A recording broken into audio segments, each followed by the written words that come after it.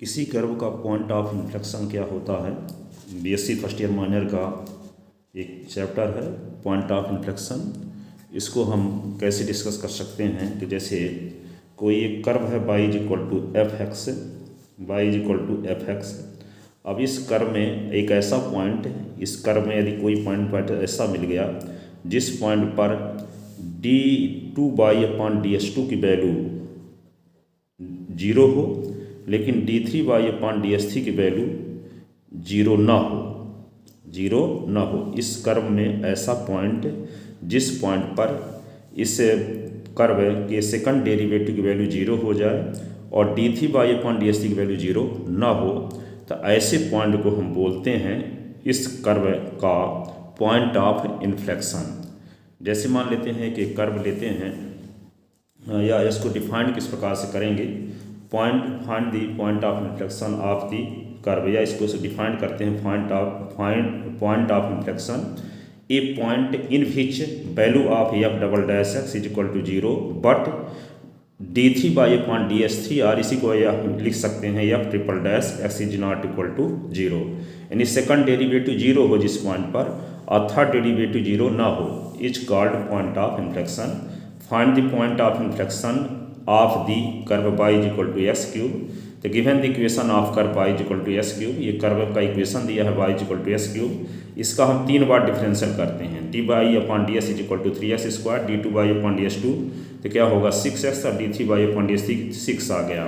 For the point of inflection we put, point of inflection के लिए हम क्या करेंगे, सेकंड डेरिवेटिव को 0 को इक्वल करेंगे। तो d2y/ds2 0 कर दिए तो 6 है, d2y/ds2 की वैल्यू क्या है 6x है, तो यहाँ 6x इज इक्वल टू 0, तो इसकी वैल्यू 0 आ गई। at is equal to 0, d3y/ds3 की वैल्यू निकालते हैं s इज इक्वल टू 0 पर, तो d3y/ds3 की वैल्यू 6 दी गई है, इसमें s है ही नहीं, तो यहाँ s के स्थान पर 0 रखेंगे तब भी 6 रहेगा, तो यहाँ ये 6 आया जो कि 0 की इक्वल नहीं है, तो इसका मतलब s इज इक्वल टू 0 पर पॉइंट ऑफ इन्फ्लेक्शन होगा। तो s इज इक्वल टू 0 पर y की वैल्यू क्या होगी, तो s इज इक्वल टू 0 पर y की वैल्यू निकालने के लिए कर्व के equation y is equal to s cube में s के स्थान पे 0 रख देंगे।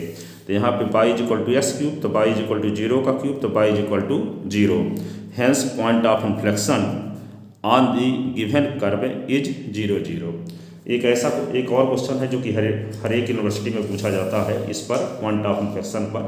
ये क्वेश्चन ये है कि so that every point in which the curve y is equal to c sin s/a meet the axis of x is point of inflection. Curve पर इस y is equal to c sin s/a curve का equation दिया गया है, और y is equal to c sin s/a इस curve पर वह पॉइंट ये कर्व x एक्सिस को जहाँ जहाँ काटता है वे सभी पॉइंट ऑफ इन्फ्लेक्शन हैं, ये हमें प्रूव करना है। तो कोई कर्व x एक्सिस को जहाँ काटता है तो दो स्ट्रेट लाइन का इंटरसेक्शन पॉइंट निकालना हो, तो हम लोग 10th क्लास में पढ़े थे कि उसको एलिमिनेशन या सब्स्टिट्यूशन मेथड से सॉल्व करते हैं, और उसका जो सलूशन आता है वही दोनों स्ट्रेट लाइन का इंटरसेक्शन पॉइंट होता है। इसी प्रकार हम ये कर्व y एक्सिस को कहाँ काटता है ये पॉइंट निकालने के लिए हम एक्स एक्सिस को कहाँ काटता है, एक्स एक्सिस का इक्वेशन हम जानते हैं y इज इक्वल टू 0 होता है, तो y इज इक्वल टू 0 इस कर्व के इक्वेशन में रख देंगे तो आपको s की वैल्यू मिल जाएगी। तो वे पॉइंट मिल जाएंगे जहाँ जहाँ ये कर्व एक्स एक्सिस को काटता है। तो ये कर्व एक्स एक्सिस को जहाँ जहाँ काटता है वे सभी पॉइंट ऑफ इन्फ्लेक्शन होंगे। इसका मतलब ये हुआ कि उन पॉइंट पर d2y/ds2 की वैल्यू 0 होगी और d3y/ds3 की वैल्यू 0 नहीं होगी, अर्थात उस पॉइंट पर सेकंड डेरिवेटिव की वैल्यू 0 होगी और थर्ड डेरिवेटिव की वैल्यू 0 नहीं होगी। तो यही प्रूव करना है कि ये कर्व एक्स एक्सिस को जहाँ जहाँ काटता है वे सभी पॉइंट ऑफ इन्फ्लेक्शन है। तो पहले हम क्या करेंगे, इस कर्व का और एक्स एक्सिस का इंटरसेक्शन पॉइंट निकालेंगे। तो इंटरसेक्शन पॉइंट निकालने के लिए क्या करेंगे, इस कर्व के इक्वेशन में एक्स एक्सिस का equation y is equal to 0 put कर देंगे। तो y is equal to 0 put करने से इसकी वैल्यू मिल जाएगी, तो आपको वे पॉइंट मिल जाएगा जहां ये कर्व एक्स एक्सिस को काटता है। फिर उस पॉइंट पर हम क्या निकालेंगे, सेकंड डेरिवेटिव, इस कर्व का 3 बार डिफरेंशियल करेंगे और 3 बार डिफरेंशियल करने के बाद सेकंड डेरिवेटिव में जो पॉइंट आया है कर्व और एक्स एक्सिस का उस पॉइंट को पुट करेंगे। तो यदि सेकंड डेरिवेटिव जीरो के इक्वल हो जाता है और उस पॉइंट पर थर्ड डेरिवेटिव जीरो के इक्वल नहीं होता, ऐसी कंडीशन में हम कहेंगे कि ये कर्व एक्स एक्सिस को जहाँ जहाँ काटता है वे सभी पॉइंट इस कर्व के पॉइंट ऑफ इन्फ्लेक्शन हैं। तो the given curve meet x axis where y is equal to zero, that is where sine x upon a is equal to zero, अर्थात इस कर्व के इक्वेशन में हम बाई के स्थान पे जीरो रख दिए। तो क्या आ गया, sine x upon a is equal to zero, तो s upon a is equal to n pi.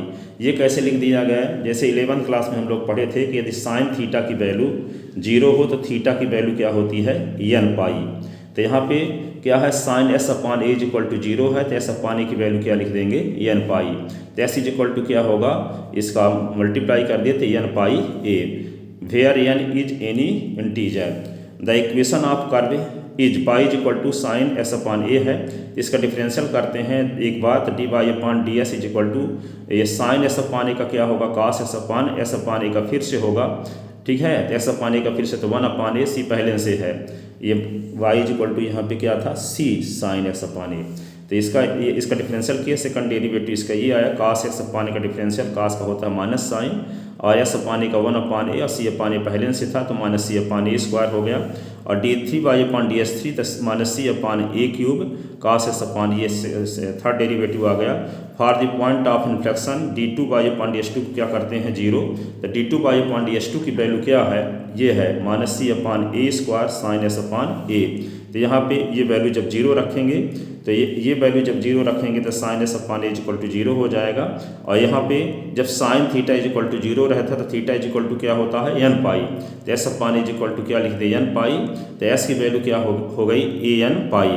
तो यह वही वैल्यू ये थी कि ये curve given curve x axis को जहाँ काटता है तो वे पॉइंट भी यही है, s is equal to n pi a, और यहाँ पे देखते हैं कि ये पॉइंट आ रहा है। अब इस पॉइंट पर हम देखते हैं कि थर्ड डेरिवेटिव की वैल्यू जीरो होती है कि नहीं होती। यदि इस पॉइंट पर थर्ड डेरिवेटिव की वैल्यू जीरो नहीं होती तो हम कहेंगे इसी पॉइंट पर क्या मिलेगा, यही पॉइंट क्या होगा, पॉइंट ऑफ इन्फ्लेक्शन होगा। But these value of x is equal to a n pi. तो इस पर देखते हैं d three by upon d s की वैल्यू निकालते हैं तो minus c upon a cube, और यहाँ पे कास एस के स्थान पे हम क्या लिख दिए, ए एन पाई अपॉन ए कैंसिल हो गया तो क्या आएगा, कास एन पाई। और कास एन पाई की वैल्यू होती है -1 की पावर एन, और -1 की पावर एन तो जीरो के इक्वल है नहीं, is not equal to zero, तो ये जीरो के इक्वल नहीं है। तो कहने का मतलब ये हुआ कि हम कर्व सबसे पहले कर्व और एक्स एक्सिस का इंटरसेक्शन पॉइंट निकाले, और तो ये पॉइंट मिला।